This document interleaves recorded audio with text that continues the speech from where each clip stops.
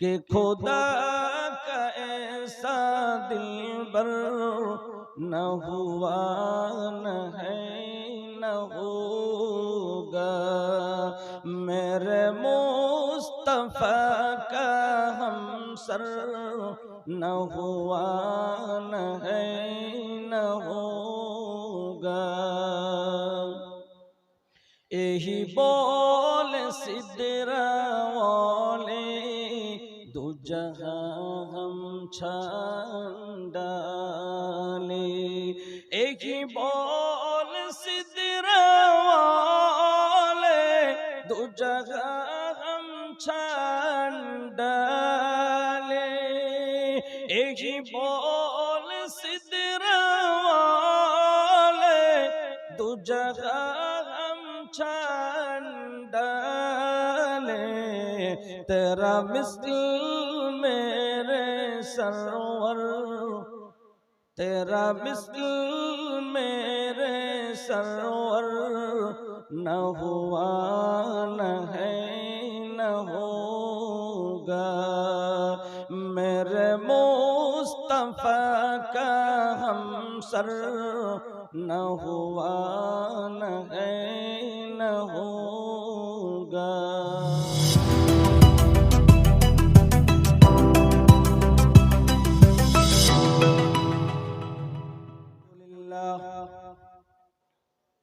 अल्हम्दुलिल्लाह नहमदुहु व नस्तईनुहु व नस्तगफिरुहु व नु'मिनु बिहि व नतवक्कलु अलैहि व नऊज़ु बिल्लाहि मिन शुरूरि अनफुसिना व मिन सय्यिआति अअमालिना। मन यहदिहिल्लाहु फला मुदिल्ल लहु व मन युद्लिल्हु फला हादिय लहु। ونشهد أن لا إله إلا الله وحده لا شريك له ونشهد أن سيدنا وحبيبنا ومولانا محمدا عبده ورسوله أرسله بالحق بشيرا ونذيرا وداعيا إلى الله بإذنه وسراجا وقمرا منيرا. أما بعد فقد قال الله تبارك وتعالى في كلامه المجيد وفرقانه الحميد: أعوذ بالله من الشيطان الرجيم.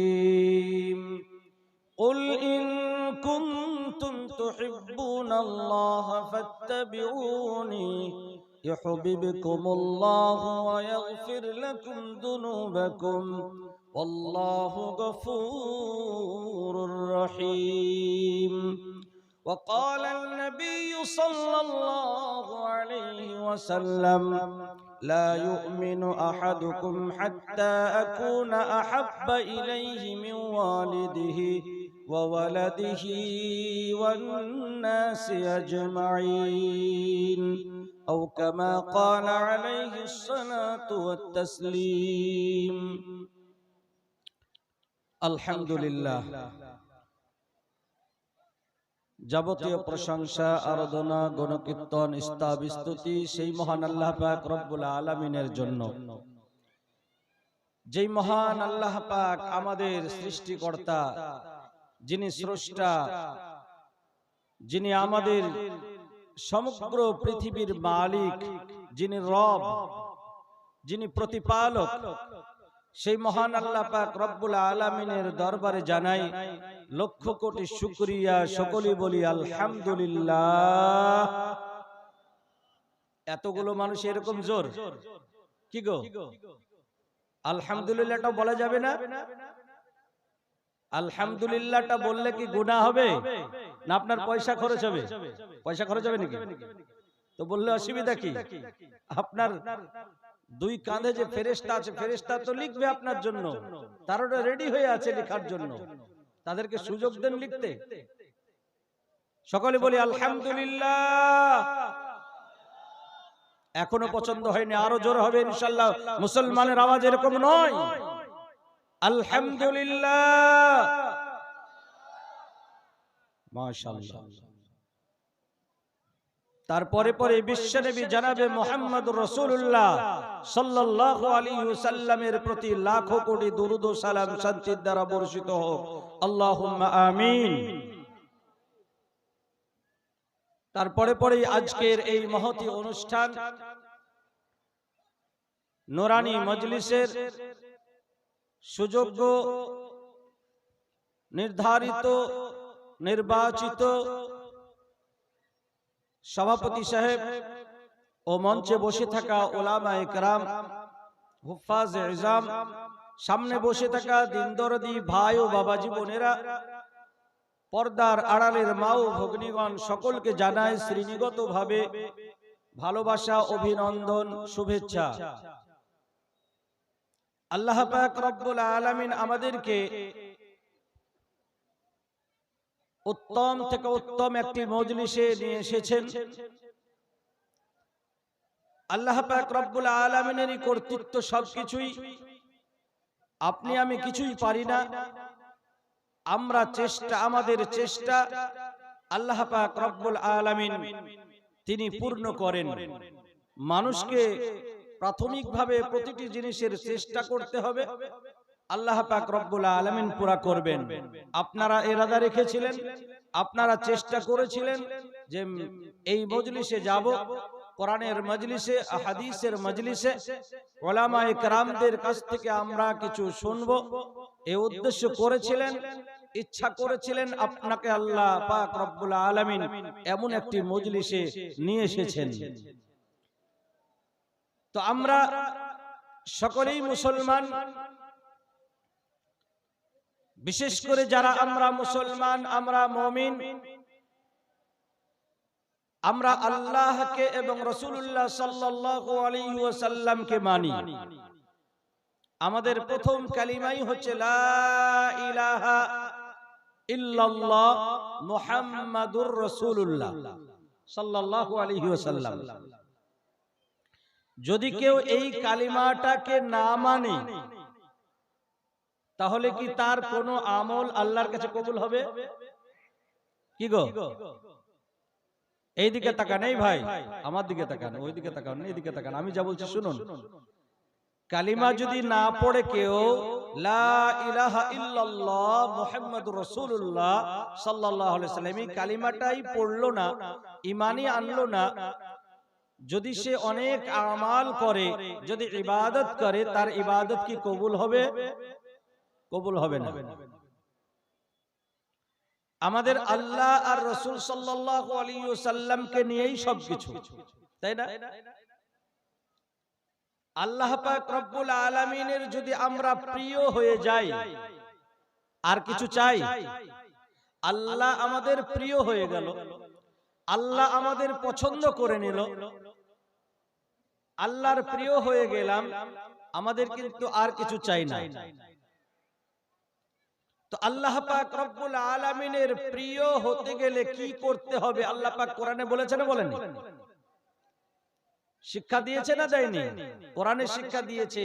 রাসূলুল্লাহ সাল্লাল্লাহু আলাইহি ওয়াসাল্লাম হাদিসে পাকের মধ্যে বলেছেন যে আল্লাহর প্রিয় হতে হলে কি করতে হবে। সুতরাং আল্লাহ পাক রব্বুল আলামিন কোরআনের মধ্যে বলেছেন যে আমার প্রিয় হতে হলে, আমার সঙ্গে যদি ভালোবাসা, প্রিয়র পাত্র হতে চাও, তাহলে রাসূলুল্লাহ সাল্লাল্লাহু আলাইহি ওয়াসাল্লামের আনুগত্য করো, রাসূলুল্লাহ সাল্লাল্লাহু আলাইহি ওয়াসাল্লামের অনুকরণ করো, অনুসরণ করো। কোন মানুষ যদি মনে করে আমি আল্লাহর প্রিয় হব আর মুহাম্মদ রাসূলুল্লাহকে মানব না, কখনো সম্ভব নয়। আল্লাহর প্রিয় হতে হলে রাসূলুল্লাহ সাল্লাল্লাহু আলাইহি ওয়াসাল্লামের মাধ্যম দিয়েই হতে হবে। কোন পৃথিবীর কোন মানুষ এমন হতে পারে না যে রাসূলুল্লাহকে বাদ দিয়ে আল্লাহকে প্রিয় করে নেবে, এমনটা হতে পারে না। কারণ আল্লাহ পাক রব্বুল আলামিন বলেছেন, তোমরা যদি আমার সঙ্গে মহব্বত রাখতে চাও আমার প্রিয় হতে চাও, কুল ইন কুনতুম তুহিব্বুনাল্লাহ ফাত্তাবিউনি, হে নবী আপনি বলে দিন যে আপনার যাতে অনুসরণ করে, আপনার আনুগত্য করে, আপনার কথার অনুকূলে চলে। আপনার কথার অনুকূলে যদি চলে তাহলে কি হবে? আল্লাহ পাক রব্বুল আলামিন তাদেরকে ক্ষমা করে দেবেন। আল্লাহ পাক রব্বুল আলামিন বলছেন যে আমি তাদের সঙ্গে ভালোবাসা রাখবো, মহব্বত রাখবো, আর আমি তাদেরকে ক্ষমা করে দেব। জীবনে বহু গুনাহ হয়ে যাবে, সেই সমস্ত গুনাহগুলো আমি ক্ষমা করে দেব, আল্লাহ পাক রব্বুল আলামিন বলছেন। এদিকে বিশ্বনবী সাল্লাল্লাহু আলাইহি ওয়াসাল্লাম বলছেন হাদিস পাকের মধ্যে যে যতক্ষণ পর্যন্ত কোন মানুষ সারা পৃথিবীর সবার চেয়ে নিজের পিতামাতা, নিজের ছেলে মেয়ে, নিজের আত্মীয় স্বজন, গ্রামবাসী, পাড়া প্রতিবেশী, দেশবাসী, সারা বিশ্ববাসী, সমস্ত মানুষের চেয়ে আমি তার প্রিয় পাত্র না হব যতক্ষণ পর্যন্ত, ততক্ষণ পর্যন্ত সে কামিল মুমিন নয়। কে বলেছেন? আল্লাহ রাসূল সাল্লাল্লাহু আলাইহি ওয়াসাল্লাম বলছেন, লা ইউমিনু আহাদুকুম হাত্তা আকুনা আহাব্বা ইলাইহি মিন ওয়ালিদিহি ওয়া ওয়ালাদিহি ওয়ান নাসি আজমাইন। অতক্ষণ পর্যন্ত কামিল মুমিন হতে পারবে না যতক্ষণ পর্যন্ত সারা পৃথিবীর সবার থেকে আমাকে বেশি ভালো না বাসবে। কে বলছেন কথাটা? আল্লাহ রাসূল সাল্লাল্লাহু আলাইহি ওয়াসাল্লাম। রাসূলের সঙ্গে মহব্বত আমাদের রাখতে হবে। রাসূলের মহব্বত যদি না থাকে এবং এতটা যদি না থাকে যে আপনার ছেলে মেয়ের থেকে বেশি মহব্বত, আপনার পিতামাতার থেকে বেশি মহব্বত, আপনার আত্মীয় স্বজনের থেকে বেশি মহব্বত, এমনকি আপনার নফসের থেকেও বেশি মহব্বত থাকতে হবে। নিজের নফসের থেকেও আল্লাহ রাসূলকে বেশি ভালোবাসতে হবে। যখন আল্লাহ রাসূল সাল্লাল্লাহু আলাইহি সাল্লাম এই হাদিসটা বর্ণনা করলেন, হযরত ওমর এসে বললেন, ইয়া রাসূলুল্লাহ, আমি তো সবার চেয়ে আপনাকে বেশি ভালোবাসি, কিন্তু আমার নফসের চেয়ে আপনাকে ভালোবাসতে এখনো পারিনি। আল্লাহ রাসূল সাল্লাল্লাহু আলাইহি ওয়াসাল্লাম তিনি হযরত ওমর রাদিয়াল্লাহু তাআলা আনহুকে আরো নসিহত করলেন। কিছুদিন পর এসে তিনি বললেন, হে রাসূল, আমি এখন আমার নফসের থেকেও আপনাকে বেশি ভালোবেসে ফেলেছি। বলেন আলহামদুলিল্লাহ। সুতরাং সবার চেয়ে আল্লাহর রাসূলকে ভালো আমাদের বাসতে হবে। আচ্ছা, এখানে অনেকের যারা প্রকৃতপক্ষে মুমিন, যারা প্রকৃতপক্ষে এটা বুঝে, এই হাদিসটা শুনেছে, যারা চিন্তা ফিকির করে, তারা কিন্তু অনেক সময় ভাবে যে আল্লাহর রাসূলের থেকে আমি তো আমার ছেলেকে বেশি ভালোবাসি, আমার ছেলের থেকে তো আমি আল্লাহর রাসূলকে বেশি ভালোবাসি না, আমার ছেলে মেয়ের থেকে আমি কখনোই আল্লাহ রাসূলকে বেশি ভালোবাসি না, আমার পিতা মাতার থেকে আল্লাহ রাসূলকে কখনোই আমি ভালোবাসি না। এটা কিন্তু অনেকেই ফিকির করে, করে না? করে না? আসছে কি না? যে আপনি কি সত্যিকারে বুকে হাত দিয়ে বলতে পারবেন যে আপনি আপনার ছেলে মেয়ের থেকে আল্লাহ রাসূলকে বেশি ভালোবাসেন? এই ভালোবাসা, মহব্বত আছে আপনার মধ্যে? আপনি বুকে হাত দিয়ে বলতে পারবেন না। আসলে আপনার জানাও নেই ব্যাপারটা কি। আসলে মহব্বত হচ্ছে তিন প্রকার। ভালোবাসা, মহব্বত কয় প্রকার? কয় প্রকার বললাম? মহব্বত হচ্ছে তিন প্রকার। একটা হচ্ছে মহব্বতে তাবিঈ, রক্তের সঙ্গে মহব্বত, আত্মীয়তার মহব্বত। মহব্বতে তাবিঈ, অটোমেটিক্যালি আল্লাহ পাক মহব্বত দিয়েছে। পিতামাতার মহব্বত ছেলেদের জন্য এটা করতে হয় না, মহব্বত করার জন্য কিছু করতে হয় না, আল্লাহ পাক রব্বুল আলামিনের পক্ষ থেকেই দিয়ে দিয়েছেন মহব্বত। ছেলে মেয়ের মহব্বত পিতামাতার সঙ্গে আল্লাহ পাক এমনি এমনি দিয়ে দিয়েছেন, এটা মহব্বত করতে হয় না। এটা হচ্ছে তাবিঈ মহব্বত। আর একটা হচ্ছে আকলি মহব্বত। আপনার আকল চায়, আপনার বুদ্ধি, আপনার মেধা আপনার চাই যে এই জিনিসটাকে আমি পছন্দ করি, আপনার নফস চাই যে এই জিনিসটা আমি পছন্দ করি। মানুষের বাড়ি ঘর, জমি জায়গা, এই সমস্ত জিনিস, টাকা পয়সা, ধন দৌলত, এই সমস্ত জিনিসের সঙ্গে মহব্বত। আর একটি মহব্বত হচ্ছে মহব্বতে ঈমানী। মহব্বতে ঈমানী আল্লাহ রাসূল সাল্লাল্লাহু আলাইহি সাল্লাম যখন বলেছেন যে সবার থেকে আমাকে বেশি ভালোবাসতে হবে, ও ভালোবাসা ও মহব্বত হচ্ছে মহব্বতে ঈমানী, মহব্বতে তাবিঈ নয়। মহব্বতে তাবিঈ আপনি কখনো বাঁচতে পারেন নাই, কারণ আল্লাহ রাসূলের সঙ্গে আপনার রক্তের সম্পর্ক নেই। আল্লাহ রাসূল সাল্লাল্লাহু আলাইহি সাল্লাম আপনার কোনো আত্মীয় নয়, ডাইরেক্ট আপনার কোনো আত্মীয় নয়। তাছাড়া তো আদম আলাইহিস সালাম থেকে নিয়ে যত মানুষ এসেছে সবাই আত্মীয়, ওইভাবে যদি ধরা যায়। তাছাড়া ডাইরেক্ট আপনি আর আল্লাহ রাসূল সাল্লাল্লাহু আলাইহি সাল্লাম আপনার কি আত্মীয় হয়, আমার কি আত্মীয় হয়, এটা কিন্তু আপনি বলতে পারবেন না বা নেই। ওই আত্মীয়তার জন্য মহব্বত করতে হবে এটা বলেন নাই। ঈমানী মহব্বত হতে হবে আল্লাহ রাসূলের সঙ্গে সবার ঊর্ধ্বে। আজকে আমরা এটা বুঝবো যে ঈমানী মহব্বত কাকে বলে। মানুষের সঙ্গে মহব্বত আসে কয়েকটা দিক দিয়ে, মানুষের সঙ্গে মহব্বত আসে কয়েকটা দিক দিয়ে। এক নম্বর মহব্বত হয় কোন মানুষের সঙ্গে তার সৌন্দর্যের কারণে। কিসের কারণে? তার সৌন্দর্যের কারণে। হযরত ইউসুফ আলাইহিস সালামকে ভালোবেসে ফেলেছিলেন মিশরের নারীরা, তাদের সঙ্গে কোনো আত্মীয়তা সম্পর্ক ছিল না। হযরত ইউসুফ আলাইহিস সালামের সঙ্গে যে ভালোবাসা মহব্বত হয়েছিল, এটা তার সৌন্দর্যের কারণে মহব্বত হয়েছিল। মিশরের নারীরা হযরত ইউসুফ আলাইহিস সালামকে দেখে হাত কেটে ফেলেছিলেন। বড় লম্বা চওড়া ঘটনা সেখানে আছে, আপনারা জানেন যে জুলেখা তাদেরকে, সেই সমস্ত মেয়েদেরকে ডাকলো যারা জুলেখাকে মালামত করত, যে জুলেখার মতন এমন একজন মেয়ে, সে একজন গোলামের সঙ্গে এরকম ভালোবাসায় আসক্ত হয়ে গিয়েছে, এইভাবে মালামত করত। যার কারণে জুলেখা মেয়েদেরকে ডেকেছিল। ডাকার পরে দেখিয়ে দিল যে কোন মানুষটার সঙ্গে আমি এইভাবে করেছি, তিনি সাধারণ কোনো মানুষ নয়, তিনি হচ্ছেন ইউসুফ আলাইহিস সালাম। তিনি বড় ধরনের সৌন্দর্য, তাই আসক্ত হয়ে গিয়েছে, এটা দেখিয়েছিলেন। সেই হিসাবে সৌন্দর্যের কারণে যদি ভালোবাসা হয়, আল্লাহ রাসূল সাল্লাল্লাহু আলাইহি ওয়াসাল্লামের ব্যাপারে বলা হয়েছে পৃথিবীর সব থেকে আল্লাহ পাক রব্বুল আলামিন রাসূলুল্লাহ সাল্লাল্লাহু আলাইহি ওয়াসাল্লামকে সৌন্দর্য করে তৈরি করেছেন।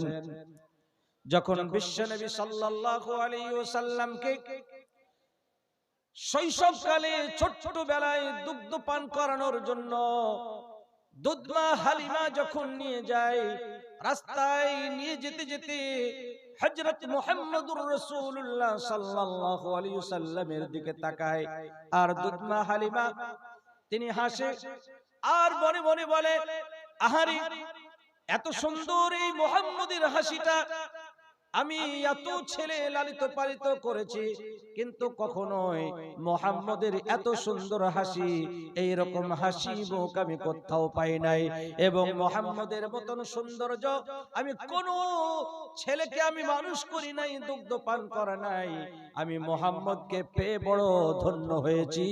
মুহাম্মদ সাল্লাল্লাহু আলাইহি সাল্লাম তিনি একদম অলৌকিকভাবে অন্য অসাধারণ একটি বাচ্চাকে আমি পেয়েছি, এরকম বাচ্চা আমি কখনোই পাই নাই। এই ধরনের কথাবার্তা তিনি বলছেন। এমত অবস্থায় গায়বী আওয়াজ দিয়ে হালিমা সাদিয়াকে বলছে, ও হালিমা সাদিয়া, তুমি বলো মুহাম্মদের মতন কোন ছেলেকে তুমি দুগ্ধ পান করো নাই, কোন সময় এইভাবে লালিত পালিত করো নাই। আমি আল্লাহ বলছি মুহাম্মদের মতন মানুষ আমি কোন তৈরি করি নাই, মুহাম্মদের মতন মানুষ আমি তৈরি করি নাই। বিশ্বনবী সাল্লাল্লাহু আলাইহি ওয়াসাল্লাম ও সাধারণ সুন্দর করেছিলেন। হযরত ইউসুফ আলাইহিস সালামের থেকেও আল্লাহ রাসূলকে আরো সৌন্দর্য করেছিলেন। হযরত মায়েশা সিদ্দিকা রাদিয়াল্লাহু তাআলা আনহা বলেছেন, হাদিস পাকের মধ্যে এসেছে, হযরত মায়েশা সিদ্দিকা রাদিয়াল্লাহু তাআলা আনহা বলেছেন যে ইউসুফ আলাইহিস সালামকে দেখে যে সমস্ত নারীরা নিজের হাত কেটে ফেলেছিল, ওরা যদি আমার হাবিব সাল্লাল্লাহু আলাইহি ওয়াসাল্লাম মুহাম্মদুর রাসূলুল্লাহ সাল্লাল্লাহু আলাইহি ওয়াসাল্লামকে দেখতো, তাহলে তারা হাত কাটতো না, তারা কলিজা পর্যন্ত কেটে ফেলতো, তারা টের পেত না। নিজের কলিজা কেটে ফেলতো, তারা টের পেত না। মুহাম্মদুর রাসূলুল্লাহ সাল্লাল্লাহু আলাইহি ওয়াসাল্লাম এই রকমের সুন্দর ছিলেন। সাদিয়া হালিমা তিনার বাড়িতে নিয়ে গেলেন। ছোট্ট একটা শিশু সন্তান, তার বাড়িতে ছিল সাইমা। সেই সাইমা বিশ্বনবী সাল্লাল্লাহু আলাইহি ওয়াসাল্লাম 2 বছরের ছেলে, দোলা দেয় আর তিন যেন কি একটা গীত পড়ে সুন্দর করে। সাইমা এত সুন্দর একটি ছেলেকে দোলা দেয় আর গীত পড়ে, সে কি জানে যে কাকে দোলা দেয়? যিনি সারা পৃথিবীর চাঁদকে পর্যন্ত হার বানিয়ে দিবেন, যিনি সারা পৃথিবীর মাখলুকের যিনি উত্তম উৎকৃষ্ট মানব, যিনি মুহাম্মদুর রাসূলুল্লাহ সাল্লাল্লাহু আলাইহি ওয়াসাল্লাম রাহমাতুল লিল আলামিন সাইয়্যিদুল মুরসালিন, তিনাকে দোলা দেয়। তিনি জানেন না, তিনি দোলা দেয় আর মনের আনন্দে ছেলের চেহারার দিকে তাকায় আর দোয়া দেয় আর গীত পড়ে। বেঁচে থাকুক মোহাম্মদ সে দীর্ঘজীবী হোক, বেঁচে থাকুক মোহাম্মদ সে দীর্ঘজীবী হোক, চিরতরুণ চির কিশোর চির মধুর রোগ, হয় যেন সে সরদার আর পায় যেন সে মান, হয় যেন সে সরদার আর পায় যেন সে মান, শত্রু তাহার ধ্বংস হোক ঘুচুক অকল্যাণ। মোহাম্মদের পানে খোদা করুণ চোখে চাও, মোহাম্মদের পানে খোদা করুণ চোখে চাও, চিরস্থায়ী গৌরব যাতাই তাহারে দাও। এইভাবে দোয়া করছেন আর ছোট্ট সাইমা দোলা দিচ্ছেন আমার নবী বিশ্ব নবী সাল্লাল্লাহু আলাইহি ওয়াসাল্লামকে। রাসূলুল্লাহ সাল্লাল্লাহু আলাইহি ওয়াসাল্লাম পৃথিবীর সবথেকে উত্তম মানুষ। আল্লাহ রাসূল সাল্লাল্লাহু আলাইহি ওয়াসাল্লাম শুধুমাত্র সুন্দর দিক দিয়েই নয়, আল্লাহ রাসূল সাল্লাল্লাহু আলাইহি ওয়াসাল্লামকে বলা হয়েছে ইন্নাকা লা আলা খুলুকিন আযীম। হে রাসূল, আপনি সারা পৃথিবীর মানব জাতির জন্য কল্যাণকর, সারা পৃথিবীর সবার ঊর্ধ্বে আপনার আখলাক। আল্লাহ রাসূল সাল্লাল্লাহু আলাইহি ওয়াসাল্লামকে আল্লাহ পাক রব্বুল আলামিন সম্বোধন করে বলেছেন, সেই বিশ্বনবী সাল্লাল্লাহু আলাইহি ওয়াসাল্লামের সঙ্গে মহব্বত, আমাদের মহব্বতে ঈমানই রাখা প্রত্যেকটা মানুষের জরুরি। একজন সাহাবী রাসূলুল্লাহ সাল্লাল্লাহু আলাইহি ওয়াসাল্লামের সঙ্গে এত মহব্বত রাখে, এত ভালোবাসা, এত প্রেম প্রীতি, আল্লাহ রাসূলের কাছে এসে বললেন, হে রাসূল, আমি আপনাকে এত ভালোবাসি, যখন আমি ক্ষুধার্ত হয়ে যাই, আমি যখন কোনো পেরেশানিতে পড়ে যাই, যখন আমি টেনশনে পড়ে যাই, পেরেশানিতে পড়ে যাই, আপনার সামনে আসি, আপনার চেহারাটা দেখি, দেখা মাত্র আমার সমস্ত টেনশন, সমস্ত পেরেশানি দূর হয়ে যায়, আমার আর কোনো পেরেশানি থাকে না। খিদা লাগলে ক্ষুধা নিবারণ হয়ে যায়। হে রাসূল, আমার প্রশ্ন হচ্ছে আপনার কাছে একটি, আমার প্রশ্ন হচ্ছে এটা, কিয়ামতের ময়দানে যখন হাসরের ময়দানে ফয়সালা হবে, আপনি রাসূলুল্লাহ, আপনি রাহমাতুল লিল আলামিন, সাইয়্যিদুল মুরসালিন, খাতামুন নবিয়্যিন, আপনি জান্নাত যাবেন, তার মধ্যে কোনো সন্দেহ নাই। আর আমি একজন নগণ্য সাহাবী, আমি প্রথমে জান্নাত যাব কি তার কোনো ঠিক ঠিকানা নাই। আর তারপরেও যদি আমি জান্নাতে যাই, হে রাসূল, আপনার জান্নাত হবে আলাদা, আমার জান্নাত হবে আলাদা। হে রাসূল, আমার প্রশ্ন হচ্ছে এটা, আমি যদি সেই জান্নাতে গিয়ে কোনো পেরেশানিতে পড়ে যাই, কোন রকমের টেনশনে পড়ে যাই, আপনার চেহারা দেখার জন্য যদি আমি লালায়িত হই, হে রাসূল, সেই দিন আমার পেরেশানিটা কিভাবে আমি দূর করব? যেহেতু আপনার জান্নাত হবে আলাদা, আমার জান্নাত হবে আলাদা। কি ভালোবাসা! হে রাসূল, যদিও জান্নাত পাই, আপনি থাকবেন আলাদা জায়গায়, আমি থাকবো আলাদা জায়গায়, সেই দিন অবস্থা কি হবে আপনার আমার? আপনার সঙ্গে যদি সাক্ষাৎ না হয়, আল্লাহ রাসূল সাল্লাল্লাহু আলাইহি ওয়াসাল্লাম সাহাবীকে বললেন, কেউ যদি খেতে বাকি থাকে খাওয়া দাওয়া পূর্ণ করে আবার এসে বসবেন, কারণ 12টা বাজতে চলছে, আবার এদিকে 11:30। খেতে বাকি থাকলে কি খেয়ে আনো। তো রাসূলুল্লাহ সাল্লাল্লাহু আলাইহি ওয়াসাল্লাম তিনি বললেন, আহারে তুমি এত ভালোবাসো। আল্লাহ রাসূল কোন জবাব দিতে পারছেন না, কি জবাব দিবেন। আল্লাহ পাক রব্বুল আলামিন জিবরিল আমিনকে পাঠিয়ে দিলেন, আয়াত নাজিল করে দিয়ে বলে দিলেন, ওয়া মান ইউতিইল্লাহা ওয়ার রাসূল ফাউলাইকা মা'আল্লাযীনা আন'আমাল্লাহু আলাইহিম মিনান নাবিয়্যিনা ওয়াস-সিদ্দীকিনা ওয়াশ-শুহাদাই ওয়াস-সালিহিন। আল্লাহ পাক রব্বুল আলামিন বললেন, হে নবী আপনি তাদেরকে বলে দিন যারা আল্লাহ এবং রাসূলের আনুগত্য করবে, নিশ্চয় তারা আল্লাহ রাসূল এবং নবীন, সিদ্দিকিন, শুহাদা, সালিহিন এদের সঙ্গে জান্নাতে থাকবে। কোনো অসুবিধা সেই দিন হবে না, কোনো পেরেশানিতে পড়বে না। যে আল্লাহ রাসূলের আনুগত্য করবে, আল্লাহ রাসূলের মহব্বত অন্তরে বসায়া নেবে, সে কখনোই পেরেশানিতে পড়বে না। কিয়ামতের ময়দানে আল্লাহ পাক রব্বুল আলামিন জান্নাত দেওয়ার পরেও আলাদা জান্নাত হলেও একসঙ্গে তাদের সাক্ষাৎ হতে থাকবে, একসঙ্গে তাদের সাক্ষাৎ হতে থাকবে, কোনো অসুবিধা নেই। সাহাবায়ে কেরাম আল্লাহ রাসূল সাল্লাল্লাহু আলাইহি ওয়াসাল্লামকে এত ভালোবাসতেন, রাসূলুল্লাহ সাল্লাল্লাহু আলাইহি ওয়াসাল্লামের কর্ম এত ভালোবাসতেন, রাসূলুল্লাহ সাল্লাল্লাহু আলাইহি ওয়াসাল্লামের আখলাক চরিত্রকে এত ভালোবাসতেন।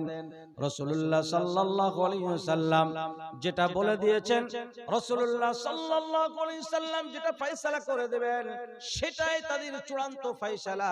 পৃথিবীর সারা অন্য বড় বড় বাদশারাও যদি ফয়সালা করে সেটা তারা মানবে না।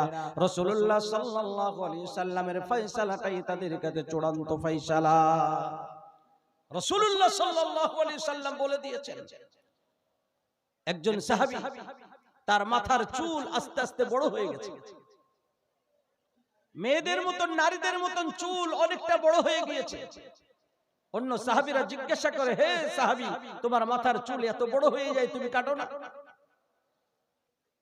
সে সাহাবী বলে, আমার চুল আমি কেমন ভাবে কাটবো? বলে কেন? বলে আমার চুল যখন ছোট্ট ছোট্ট ছিল, সেই সময় আমার হাবিব রাসূলুল্লাহ সাল্লাল্লাহু আলাইহি সাল্লাম আমার মাথায় একবার হাত বুলিয়ে দিয়েছিলেন। তারপরে ওই চুল আস্তে আস্তে বড় হয়। আমি যখন কাটবো মনে করি, কাটার পরে চুলটা তো কত নোংরা জায়গায় ফেলতে হবে। আমার হাবিব সাল্লাল্লাহু আলাইহি ওয়াসাল্লাম রাসূলুল্লাহর হাত যেই চুলের উপর ঠেকেছে, সেই চুলটা যদি নাপাক জায়গায় পড়ে যায়, আমি কিয়ামতের ময়দানে আল্লাহর কাছে জবাব দিতে পারবো না, যার জন্য আমি চুল কাটতে পারি না। আমি চুল কাটতে পারি না, কোথায় ফেলবো আমি চুলটা কেটে? এই চুলের আগাটা তো আল্লাহ রাসূল সাল্লাল্লাহু আলাইহি ওয়াসাল্লামের হাতে স্পর্শ করেছে, আমি কোথাও কেটে ফেলতে পারি না। রাসূলুল্লাহ সাল্লাল্লাহু আলাইহি ওয়াসাল্লামের সঙ্গে তাদের এই মহব্বত, তাদের এই ভালোবাসা, তাদের জানের থেকেও, নিজের নফসের থেকেও ভালোবাসতেন রাসূলুল্লাহ সাল্লাল্লাহু আলাইহি ওয়াসাল্লামকে। উহুদের ময়দানে আল্লাহ রাসূল সাল্লাল্লাহু আলাইহি ওয়াসাল্লাম তিনাকে বাঁচানোর জন্য ঢাল করে হযরত আবু তালহা রাদিয়াল্লাহু তাআলা আনহু, বড় ধরনের সাহাবী হযরত আবু তালহা রাদিয়াল্লাহু তাআলা আনহু, নিজের তীর নিজের বুক পেতে দেয়। কাফিরদের পক্ষ থেকে যখন তীর আসে হাত পেতে দেয়। হাদিসের মধ্যে এসেছে রাসূলুল্লাহ সাল্লাল্লাহু আলাইহি ওয়াসাল্লামকে বাঁচানোর জন্য আবু তালহার মাথা থেকে পা পর্যন্ত 70টা তীর এসে জখম হয়েছে। 70টা তীর সে ঢাল হিসেবে দাঁড় করে দিয়েছে। আল্লাহ রাসূল সাল্লাল্লাহু আলাইহি সাল্লামকে ঢাল করে রেখেছিলেন। এইভাবে রাসূলুল্লাহ সাল্লাল্লাহু আলাইহি ওয়াসাল্লামকে আবু দুজানা রাদিয়াল্লাহু তাআলা আনহু বলে একজন সাহাবী ছিলেন, আবু তালহার মতনই আল্লাহ রাসূল সাল্লাল্লাহু আলাইহি ওয়াসাল্লামকে ঢাল করে রাখতেন, যাতে আমার রাসূল সাল্লাল্লাহু আলাইহি ওয়াসাল্লামের কোনো কষ্ট না হয়, আমার উপরে তীর এসে যাক, রাসূলুল্লাহ সাল্লাল্লাহু আলাইহি ওয়াসাল্লামের গায়ে যাতে তীর না লাগে। রাসূলুল্লাহ সাল্লাল্লাহু আলাইহি ওয়াসাল্লামের সঙ্গে ঈমানি মহব্বত তাদের এত ছিল যে নিজের নফসের থেকেও আল্লাহ রাসূলকে বেশি ভালোবাসতেন, যে নিজের নফসের থেকে আল্লাহ রাসূলকে তারা বেশি ভালোবেসে ফেলেছিলেন। আল্লাহ রাসূল সাল্লাল্লাহু আলাইহি ওয়াসাল্লাম তাই বলেছেন যে আল্লাহর সঙ্গে যদি ভালোবাসা করতে চাও তাহলে আমার আনুগত্য করো, আমার আনুগত্য করো, আমার ভালোবাসা, আমার মহব্বত তোমাদের অন্তরের মধ্যে থাকা জরুরি। কেননা রাসূলুল্লাহ সাল্লাল্লাহু আলাইহি ওয়াসাল্লামের ভালোবাসা যদি না থাকে, রাসূলুল্লাহ সাল্লাল্লাহু আলাইহি ওয়াসাল্লামের আখলাক চরিত্র আমরা নিতে পারবো না, রাসূলুল্লাহ সাল্লাল্লাহু আলাইহি ওয়াসাল্লামের কর্ম আমরা নিতে পারবো না। আমরা মুখে ভালোবাসি, অনেকে আছি যে রাসূলুল্লাহ সাল্লাল্লাহু আলাইহি ওয়াসাল্লামকে মুখে অনেক ভালোবাসি, জবানি ভালোবাসা আল্লাহ রাসূলের কাছে কোনো কাজ হবে না, জবানি ভালোবাসায় কোনো কাজ হবে না। সাহাবাদের মতন ভালোবাসতে হবে, অতটা না পারলে কমসে কম টার্গেট রাখতে হবে, অতটা ভালোবাসা অতটা সম্ভব নয়, 10% তো পারবে, 5% তো পারবে। আমরা যদি সেই ধরনের ভালোবাসা না রাখি, কামিল মুমিন হওয়া সম্ভব হবে না। হযরত যায়েদ ইবনে ওয়াসানা রাদিয়াল্লাহু তাআলা আনহু, আল্লাহ রাসূলের সাহাবী, তাকে কাফিররা গ্রেফতার করেছে, গ্রেফতার করে তাকে মারপিট চলছে, খুব তার উপর অত্যাচার করা হচ্ছে। যায়েদ ইবনে ওয়াসানা রাদিয়াল্লাহু তাআলা আনহুকে এমন অত্যাচার করার পরে যখন তিনি ক্লান্ত হয়ে গেছে, জ্বরে জর্জরিত হয়েছে, হযরত ওয়াসানা যায়েদ ইবনে ওয়াসানাকে জিজ্ঞাসা করছে কাফিরেরা, হে যায়েদ ইবনে ওয়াসানা, তোমার জায়গায় যদি আমি মুহাম্মদকে রাখি, তোমার জায়গায় যদি মুহাম্মদকে এই সাজাটা দিই, তুমি কি মেনে নেবে? হযরত যায়েদ ইবনে ওয়াসানা রাদিয়াল্লাহু তাআলা আনহু বলেন, ও কাফিরেরা, তোরা এমন কথা বললি, আমার রাসূলুল্লাহ সাল্লাল্লাহু আলাইহি ওয়াসাল্লামকে মারা তো দূরের কথা, তোরা যদি বলিস যে যায়েদ ইবনে ওয়াসানাকে ছেড়ে দিয়ে মুহাম্মদুর রাসূলুল্লাহর উপরে শুধুমাত্র একটা ছোট্ট পাথর ছুঁড়ে ফেলে দেব, আর সেই তোদের নাপাক হাতের পাথরটা আমার রাসূলুল্লাহ সাল্লাল্লাহু আলাইহি সাল্লামের গায়ে লেগে যাবে, স্পর্শ করবে, আমি যায়েদ ইবনে ওয়াসানা যতক্ষণ পর্যন্ত আমার এই ধড়ে জান থাকবে ততক্ষণ পর্যন্ত আমি এটা মেনে নিতে পারবো না। আমার জায়গা ওকে মারা তো দূরের কথা, একটা পাথর ছুড়বি আল্লাহ রাসূলের দিকে তোদের নাপাক হাতে, আমি এটাও পছন্দ করি না যে রাসূলুল্লাহ সাল্লাল্লাহু আলাইহি সাল্লামের দিকে তোরা নাপাক হাতে পাথর ছুড়ে দিবি। এই ভালোবাসা তাদের ছিল, তাদের ঈমানি ভালোবাসা। সাহাবায়ে কেরামরা রিদওয়ানুল্লাহ আলাইহিম আজমাইন, তাই তারা রাসূলুল্লাহ সাল্লাল্লাহু আলাইহি সাল্লামের আখলাক চরিত্রকে এমন ভাবে নিতে পেরেছিলেন যে তাদের জন্য আল্লাহ পাক বলেছেন রাদিয়াল্লাহু আনহুম ওয়া রাদু আন, আল্লাহ পাক তাদের উপরে খুশি হয়ে গিয়েছিলেন। আল্লাহর রাসূল যেই মডেলে পাঠিয়েছিলেন সেই মডেলকে তারা ধরেছিলেন। সাহাবায়ে কেরামরা আখলাক চরিত্রওয়ালা বেনেছেন। আল্লাহ রাসূল সাল্লাল্লাহু আলাইহি সাল্লামকে বলা হয়েছে লাকাদ কানা লাকুম ফি রাসূলিল্লাহি উসওয়াতুন হাসানাহ, যে রাসূলুল্লাহ সাল্লাল্লাহু আলাইহি সাল্লামের আখলাক চরিত্রটা তোমাদের জন্য কল্যাণকর। রাসূলুল্লাহ সাল্লাল্লাহু আলাইহি সাল্লাম সাহাবাদেরকে তাই রাসূলুল্লাহ সাল্লাল্লাহু আলাইহি সাল্লামের মতন কি আখলাক চরিত্রওয়ালা বানিয়েছে। তারা ঈমানদার হয়েছে, তারা আমল করেছে, এত আমলে বেড়েছে যে ইসলামের প্রতি তারা এত প্রতিষ্ঠিত ছিল যে নিজের জান চলে যাবে তারপরেও ইসলাম থেকে তারা যেত না। হযরত আবু বকর রাদিয়াল্লাহু তাআলা আনহু, তিনি আল্লাহ রাসূল সাল্লাল্লাহু আলাইহি ওয়াসাল্লামকে ভালোবেসে রাসূলুল্লাহ সাল্লাল্লাহু আলাইহি সাল্লামের মহব্বতে তিনি কত বড় ঈমানদার হয়েছিলেন। আল্লাহ রাসূলের সাহাবী যখন হযরত আবু বকর রাদিয়াল্লাহু তাআলা আনহু খলিফা হলেন, আল্লাহ রাসূলের খলিফা, প্রথম খলিফা যখন হলেন, একটি দল তারা বলল যে রাসূলুল্লাহকে আমরা যাকাত দিতাম, সেই যাকাত আমি দেব না, আমরা দেব না। রাসূলুল্লাহ চলে গেছে, মিটে গেছে। হযরত আবু বকর রাদিয়াল্লাহু তাআলা আনহু ইসলামকে ইসলামের প্রতি প্রতিষ্ঠিত থেকে ঈমানি মহব্বত দেখিয়েছেন। সাহাবাদের মধ্যে খুতবা দিয়েছেন, সাহাবাদের মধ্যে বক্তব্য দিয়ে বলেছেন, ও সাহাবেরা জেনে রাখো, যারা রাসূলুল্লাহ সাল্লাল্লাহু আলাইহি ওয়াসাল্লামের জামানায় যাকাত দেওয়া তো দূরের কথা, কোন প্রাণীর সঙ্গে যাকাতের সঙ্গে যদি কোন দড়িটা দিত, সেই দড়িটাও যদি রশ্মিটাও যদি আজকে না দেয়, তো তাদের বিরুদ্ধে আমি জিহাদ ঘোষণা করব। তাদের বিরুদ্ধে জিহাদ ঘোষণা করেছেন রাসূলুল্লাহ সাল্লাল্লাহু আলাইহি ওয়াসাল্লামের সাহাবী এমনটা ছিলেন, তারা ঈমানি মহব্বতে তৈরি হয়েছিলেন। হযরত আবু বকর রাদিয়াল্লাহু তাআলা আনহু, হযরত উমর রাদিয়াল্লাহু তাআলা আনহু। কিন্তু তারা নিজেরা কিন্তু ভাবে নাই যে আমরা অনেক কিছু হয়ে গিয়েছি, আজকে আমাদের মধ্যে না রাসূলের মহব্বত আছে, না আমাদের মধ্যে কোরআনের মহব্বত আছে, না আমাদের মধ্যে নামাজের মহব্বত আছে, আমাদের মহব্বত জিরো। তারপরেও আমরা আখিরাতের জন্য কোনো ভাবনা নেই যে সেই দিন আল্লাহ রাসূল সাল্লাল্লাহু আলাইহি ওয়াসাল্লামের সামনে মুখ দেখাবো কি করে। সেই দিন রাসূলুল্লাহ সাল্লাল্লাহু আলাইহি ওয়াসাল্লাম তিনি আমাদেরকে যদি জিজ্ঞাসা করে যে আমি যে থুয়ে রেখে গিয়েছিলাম হাদিস ও কোরআন রেখে গিয়েছিলাম, সাহাবীদেরকে তাবিঈনদেরকে রেখে গিয়েছিলাম, আমার আখলাক চরিত্র তোমাদের সামনে রেখে গিয়েছিলাম, সেইগুলো নিয়ে তোমরা কতটা ভালো আখলাক চরিত্রওয়ালা বানতে পেরেছিলে, আমরা সেই দিন আল্লাহ রাসূলকে জবাব কিন্তু দিতে পারবো না।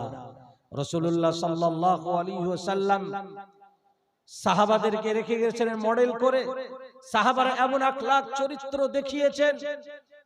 হাদিসের মধ্যে এসেছে যে সব থেকে বেশি আল্লাহ রাসূলের আখলাক চরিত্রতে মানুষ ইসলাম কবুল করেছেন, আল্লাহ রাসূলের ব্যবহারে মানুষ ইসলাম কবুল করেছে। এক এক করে কি মডেল তৈরি করে গিয়েছেন, সেই মডেলওয়ালা আমাদেরকে হতে হবে।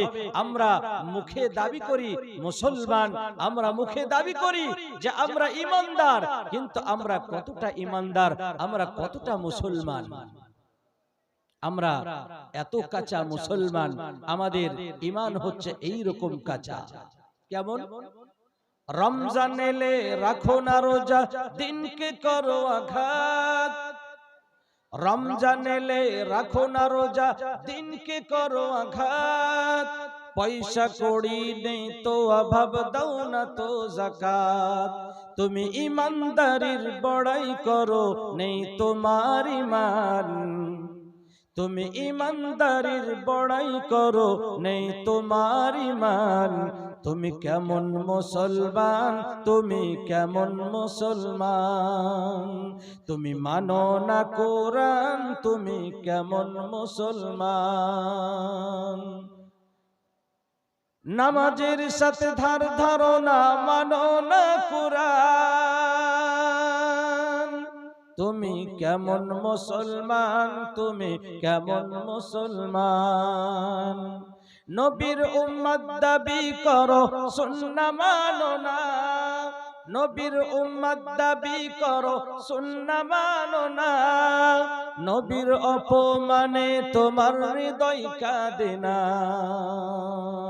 বিজাতীয় সংস্কৃতি সপেছ পরাণ, তুমি বিজাতীয় সংস্কৃতি সপেছ পরাণ। তুমি কেমন মুসলমান, তুমি কেমন মুসলমান? তুমি কেমন মুসলমান, তুমি পড়ো না কোরআন।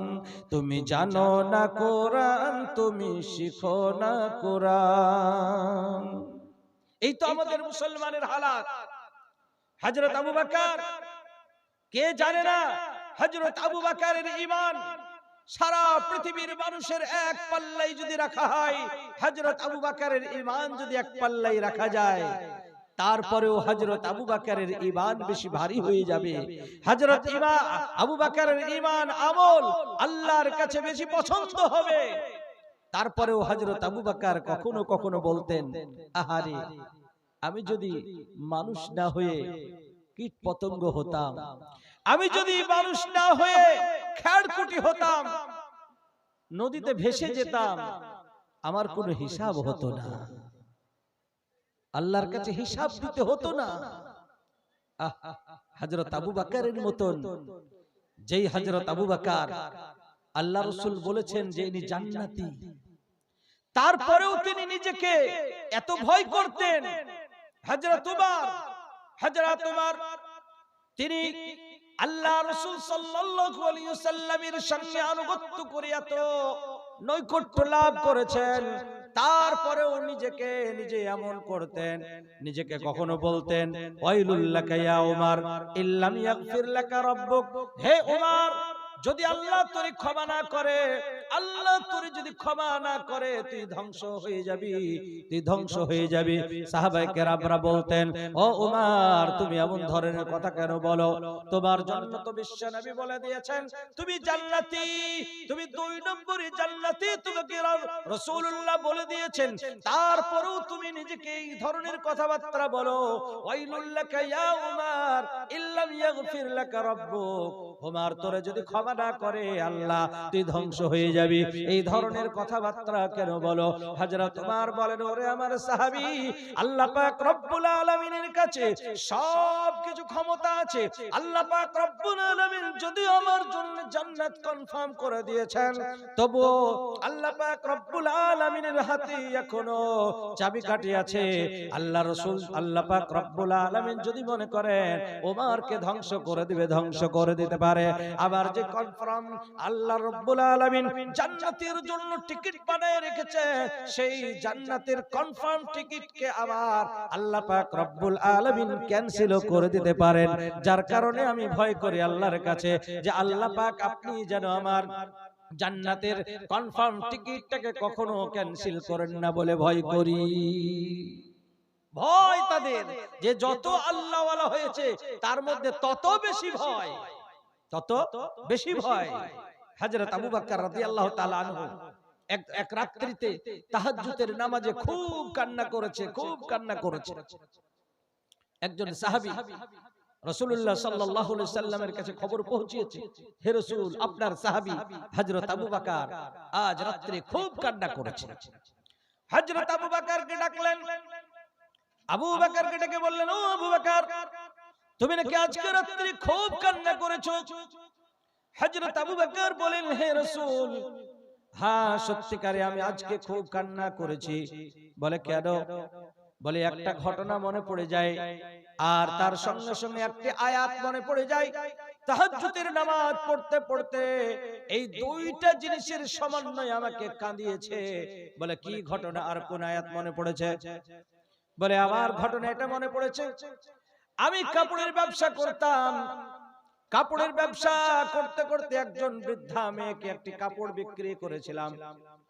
ওই কাপড়টা 2 মাস পরে ওই বৃদ্ধা মেয়েটা আমার কাছে এসে বলল হে আবু বকর এই কাপড়টা 2 মাস পূর্বে তোমার কাছে আমি নিয়েছিলাম, আজকে আমি বলছি এই কাপড়টা আমার পছন্দ নয়, এই কাপড়টা তুমি ফিরিয়ে নাও আর আমার পয়সা তুমি আমাকে দিয়ে দাও। হে রাসূল আমি তাকে পয়সা দিয়ে দিয়েছিলাম, আমি কাপড়টাও নিয়ে নিয়েছিলাম। এই ঘটনা মনে পড়েছে আর তার সঙ্গে সঙ্গে একটা আয়াত মনে পড়েছে। আল্লাহ পাক রব্বুল আলামিন কোরআনের মধ্যে বলেছেন ইন্নাল্লাহা আশতারা মিনাল মুমিনিনা আনফুসাহুম ওয়া আমওয়ালাহুম বিআন্না লাহুমুল জান্নাহ। আল্লাহ পাক রব্বুল আলামিন বলেছেন আমি মুমিনের জানমালকে জান্নাতের বদলে আমি কিনে নিয়েছি। আল্লাহ পাক রব্বুল আলামিন এই কথা বলেছেন। আল্লাহ রাসূল বললেন তবে তুমি কাঁদো কেন? হযরত আবু বকর বলেন হে রাসূল আমি এই জন্য কান্না করি, এদিকে আল্লাহ পাক রব্বুল আলামিন বলছেন আমার জানমাল সবকিছু আল্লাহ পাক জান্নাতের বদলে কিনে নিয়েছেন। অর্থাৎ আমি ব্যবসায়ী আর আল্লাহ পাক রব্বুল আলামিন খরিদার, তিনি কিনে নিয়েছেন। ওই মেয়েটির মতন কিয়ামতের ময়দানে আল্লাহ পাক রব্বুল আলামিন যদি আমাকে বলেন আবু বকর তোমার জানমাল আমি কিনেছিলাম জান্নাতের বদলে, আমার এটা পছন্দ নয়, তুমি আমার জান্নাত দিয়ে দাও আর তোমার জানমাল তুমি আমার নিয়ে নাও। ওই মেয়েটির মতন যদি আল্লাহ পাক রব্বুল আলামিন কিয়ামতের ময়দানে ঘোষণা করে দেয়, আমি সেই দিন আর কোন জান্নাত পাবো, আমার কোন জানমাল আল্লাহর কাছে পেশ করব, তার জন্য আমি কান্না করি। আমি এই জন্য কান্না করি, হে রাসূল সেই দিন আমার অবস্থা কি হবে? সেই দিন আমাকে তো কেউ বাঁচাবে না, কেউ বাঁচাবে না, সেই দিন বাঁচানোর কেউ থাকবে না। রাসূলুল্লাহ সাল্লাল্লাহু আলাইহি সাল্লামের সাহাবী, এত বড় মাপের সাহাবী হওয়ার পরেও তাদের মধ্যে তাকওয়া, পরহেজগারি, ভয় কতটা ছিল। আজকে আমরা 5 ওয়াক্ত নামাজ যারা পড়ি আলহামদুলিল্লাহ খুব ভালো, কিন্তু অনেক মানুষের মধ্যে ভিতরে এরকম শিখেছে যে আমি নামাজ পড়েছি, নামাজ পড়ি, আমি হাজী সাহেব, আমি হজ করেছি, আমি অমুক করেছি, তমুক করেছি, আমার জান্নাত কেউ ঠেকাতে পারবে না, আমি মরলেই জান্নাত। না না, আমলে কখনো জান্নাত পাওয়া যায় না। কোন মানুষ সারা পৃথিবীর যখন থেকে যে জন্মগ্রহণ করেছে তখন থেকে নিয়ে যদি আপনার কিয়ামত পর্যন্তও যদি তাকে আল্লাহ পাক রব্বুল আলামিন বাঁচিয়ে রাখেন, আর যদি সে সিজদায় পড়ে যায়, তারপরেও আমলের দ্বারাই জান্নাত পাওয়া সম্ভব নয়। আনুগত্য করে, ইমানি মহব্বত করে, আল্লাহ রাসূলের সঙ্গে মহব্বত করে আল্লাহর প্রিয় হয়ে যেতে হবে। আমলের কারণে আল্লাহ পাক রব্বুল আলামিন জান্নাত দেবেন না। আল্লাহ পাক প্রিয় হলে আল্লাহ পাক রব্বুল আলামিন দয়াতে আমাদেরকে জান্নাত দেবে। আল্লাহ পাক রব্বুল আলামিন তিনি হচ্ছেন রহমান, তিনি রহিম। তিনি কত বড় রহিম জানেন? আল্লাহ পাক রব্বুল আলামিন, আমরা এত ভুল কাজ করি, এত আমরা অন্যায় করি, আল্লাহ পাক রব্বুল আলামিন আমাদের অন্যায়গুলোকে ছুপিয়ে রেখে দেন, চাদর দিয়ে ঢেকে দেন। আল্লাহ পাক দেখতে দেন না আমাদের অন্যায়গুলোকে। আল্লাহ পাক রব্বুল আলামিন ক্ষমাশীল, তিনি রহমান, তিনি রহিম। সে আল্লাহর সঙ্গে ভালোবাসা, রাসূলের সঙ্গে ভালোবাসা আমাদের প্রত্যেক মানুষের দরকার।